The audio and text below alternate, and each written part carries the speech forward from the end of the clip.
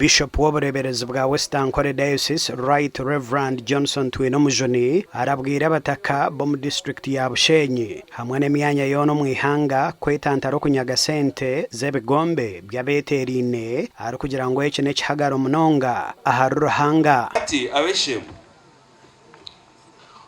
umurimo hinoranyagirwe omuntu ari kukunyaga no basa kugira ngo nakunda basa kugira ngo nakusupportinga in fact kumanya bisho kumanya ngo ikintu cyo kunyaga tushime kukitina bible no bamwe nakigambaho namuntu kasetinga targets nko kutujja kwantu boreka handacheho. This performance trend is shown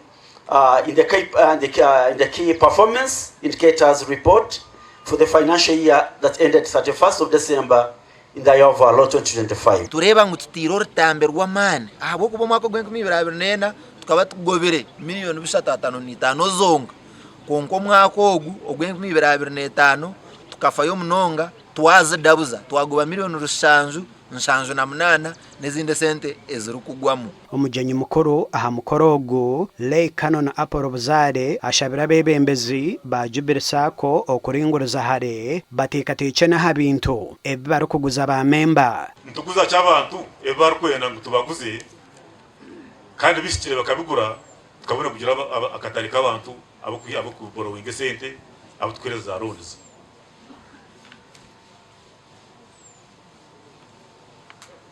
Aba SACCOs mwe n'abaryaha na chairman tugira nishi hata abantu babushenye abo kubankinga mu Jubilee nabakora n'umuki eko baretere sente kubaza ryaho kusaving nka hatu Jubilee etireho mobile banking omuntu nabasa kukozesa simu ye ate sente account ye kandi na yayenda kukozesa simu ye kuzihaho akakozesa ebindi omuntu nabasa kuzomuka ashashururo mwana school fees ari kwiha esenta ha Jubilee akazisindika ahishomero ryo mwana ninga sheiba kweta school pay code system. Abakugu basimire sakweji ahabwa kura teleberagiro ebero kutegeka ebigombe by'abeterine kandi cya kabiri no kugira report nungi yo kurwa auditors abo kuba auditors bakwereza unqualified opinion nico manyisanga bitabo byanyu bitebekanisiibwe je so nambwe ba members mutere board omungaro agokora ki abo kutebekanisa je ebitabo nyowe nkanye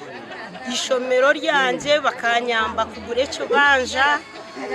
kandi kunabire byo ninyombeka bagaruka bamkwera nawe ne sente nambwe hatu barugire kumpa esente kandi nagura bombardier erukutwara jabana ekabisyo mu makagabo. Jubilee Sako obwa hate inamataji agarukwiko muri 10 kandi ine bamembe mitware 2 rukaga nshanju ine nobwiga bwa rono borkwingana billioni 15 sente zibikirwe nizingana billioni 10 kandi migabone ingana billioni 4 ahwekozere n'amagoba ga miliyoni rushanjo nshanjo na munana gasha kwa Abraham Muganzi.